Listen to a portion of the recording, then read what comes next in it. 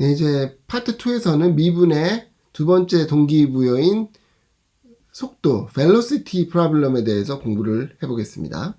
velocity problem이라는 건 뭐냐면 어떤 물체가 이렇게 이동을 할 때 그것의 속도를 생각해 보자는 거죠. 근데 뭐 이거는 2차원에서의 그런 평면에서의 물체 이동이지만 우리는 더 간단하게 일변수 함수를 보기 때문에 x축이 있을 때 x축에서 물체가 이렇게 왔다 갔다 하는 뭐 이런 거를 살펴볼 겁니다. 상황은 이런 거예요. 어떤 물체가 있고요. 그것이 이런 x축을 따라서 막 움직여요. 그랬을 때 s라는 거를 뭐냐면 s라는 것을 ft라고 넣을 건데요. t는 시간이고요. s라는 것은 처음 시작한 자리가 있잖아요. 여기를 O라고 하겠습니다. 처음 시작한 오리진으로부터의 거리를 S라고 하겠습니다. 그러니까 T초 후에 이만큼 왔다 그러면은 이 거리가 바로 S가 되는 거죠. 이거는 그리고 FT라고 쓰고요. 여기서 여러분들이 오해하지 마셔야 되는 것은 토탈 이동한 거리가 아니고요.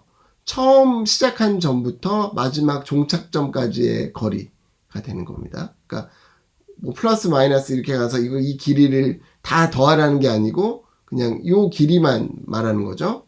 그랬을 때 f라는 것을 뭐라고 말하면요. 위치를 나타내는 함수잖아요. t초 후에 위치를 나타내는 함수이기 때문에 위치에 대한 영어를 써서 position function이라고 합니다.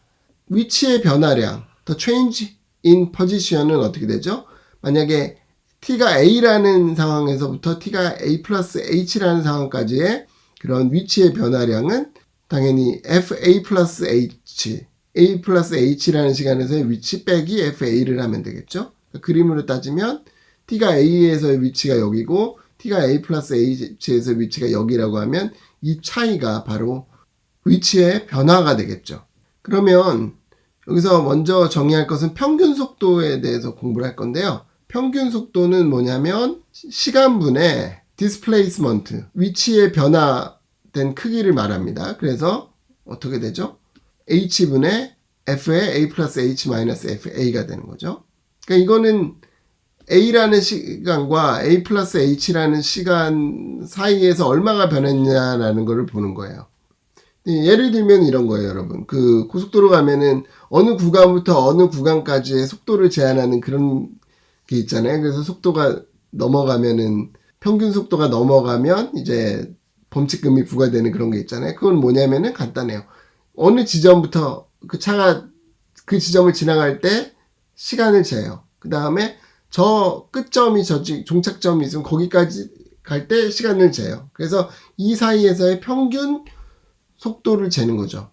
그래서 평균 속도가 주어진 것보다 크면은 이제 벌칙금을 부과하는 거죠. 그 사이에 순간적으로 더 빨리 달리든 느리게 달리든 이런 건 상관없고요. 평균적인 것만 보자는 얘기입니다. 이런 거 할 때는 어떻게 하냐면 뒤에 값에서 앞에 값을 빼고요. 이 차이를 그냥 시간으로 나눠주면 되겠죠. 그러면은 이것이 그림으로 이해하는 바는 이런 거예요. P라는 게 처음 점이고요. Q라는 게 끝점이라고 하면은 이 과정은 중요하지 않고요. 이 곡선의 과정은 중요하지 않고 이것을 그냥 선분으로 이은 이 선분의 기울기를 의미합니다. 그런데 우리가 자동차를 타고 할 때 속도로 범칙금 부과할 때는 일반적으로는 어떤 거죠? 속도 카메라가 달린 그 지점을 지날 때 순간 속도를 말하잖아요. 그 순간 속도가 그래서 되게 중요하죠. 그게 바로 instantaneous velocity라고 하는데요. 이거는 순간 속도죠. 그럼 순간 속도는 어떻게 되느냐면은 아까 그 구했던 평균 속도에서 평균 속도는 어떤 a라는 시간과 a 플러스 h라는 시간 사이에서의 그런 기울기잖아요. 그랬을 때 h를 0으로 보내면 그러면은 순간 속도라는 거죠. 그러니까 평균 속도긴 한데 그 처음과 끝에 시간을 굉장히 좁혀 놓으면 좁힐수록 그러면은 그 순간적인 속도가 나온다는 거죠. 그래서 여기서도 이제 극한의 개념이 들어가게 되고요. 그래서 정의를 엄밀하게 하면 그냥 velocity라고도 하고 instantaneous velocity라고 하는 것을 VA라고 하면요. T가 A일 때 그러면 VA라는 값은 아까 구했던 평균 속도를 극한을 취해서 H를 0으로 보내면 얻어집니다. 그러면은 아까 그 첫 번째 우리가 모티베이션으로 봤던 탄젠트 라인의 슬로프랑 방금 순간속도를 한번 보면 어때요? 탄젠트 라인에서의 슬로프, 기울기는 어떻게 구했냐면은 어느 점부터 어느 점까지 평균 기울기에서 극한을 취해서 구했고요. h가 0으로 갈 때 순간속도 VA라는 것은 평균 속도에서 h가 0으로 갈 때의 극한을 이용해서 구한 거죠. 그래서 똑같은 식을 얻어진다는 거고요. 이것이 두 개의 개념이 다른 상황에서 우리가 들여다보긴 했지만 같은 개념이다라는 거죠. 하여튼 속도에 대해서 이제 이그젠플을 하나 보겠습니다. 어떤 공이 있는데요. 그것을 450m가 되는 높이의 어떤 타워에서 이제 낙하를 시킨 거예요. 자유 낙하를 시켰을 때 첫 번째 질문은 그 공의 속도가 5초 후에 얼마가 되느냐. 두 번째 문제는 그 공이 땅에 떨어질 때의 속도가 얼마가 되겠느냐가 문제가 되겠죠. 이거 꼭 고등학교 때 물리 문제 같네요. 그러면 이거 어떻게 계산을 할까요? 그러면 이렇게 타워가 있고요. 여기서부터 이렇게 떨어뜨리는 거죠. 이 높이는 450m고요. 그러면은 이 떨어질 때 우리는 그 식을 알고 있어요. 이 거리가 얼마가 되는지 식을 알고 있거든요. 그게 S라는 것을 그 거리라고 하면 2분의 1에 9.8 중력과 속도 곱하기 T의 제곱이잖아요. 그래서 이거 계산하면 FT는 T초 후에 여기서부터 여기까지 T초 후의 거리를 이 거리를 FT라고 하면요. 4.9 T의 제곱이 됩니다. 그러면 여기서 속도를 구하고 싶잖아요. 순간속도. 이것은 어떻게 구하냐면 H분의 FA A 플러스 H 빼기 FA이고 이걸 리밋 H가 0으로 갈 때가 되는 거죠. 그러면은 아까 간단히 설명하긴 했는데 이것을 X 마이너스 FA라는 1번식을 써도 되는데 이거보다는 2번식이 더 좋습니다. 2번식이 좋은 이유는 나중에 이제 이걸 전개하고 전개했을 때 소거가 되기 때문이에요. 그래서 2번식을 이용한 거고요.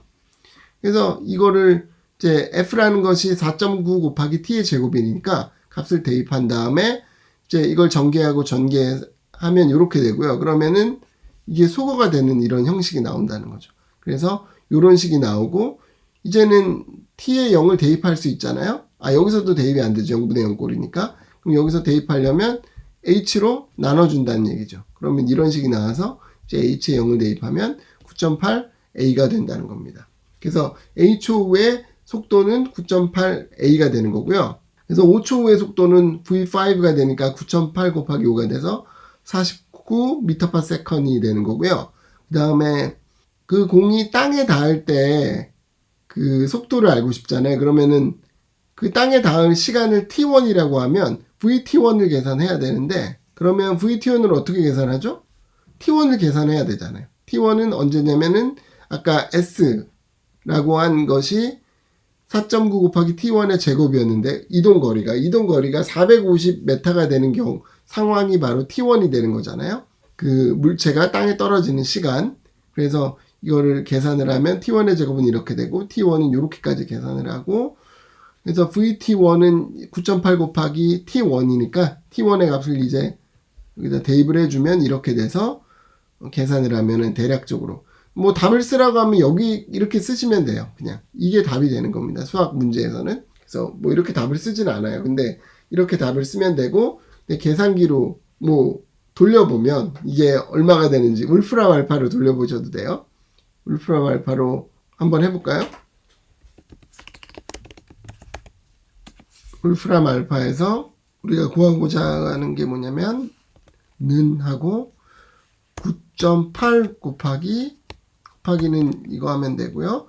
그 다음에 보통 제곱근을 SQRT라고 해요. SQRT라고 하고 450 나누기 4.9 하면은 엔터 치면 93.9149 정도 나오네요. 그래서 94 정도 된다라는 결론을 얻을 수 있습니다. 그런데 만약에 시험에 이 문제가 출제가 됐다면 여러분들은 답을 이 값을 제시하면 되고요. 이 값을 제시하면 되고 굳이 이렇게 풀어갖고 제시할 필요는 없습니다. 이거는 대략적으로 어느 값이 되는지를 알기 위해서 계산을 해본 것이고요. 그래서 2절의 내용을 마치겠습니다.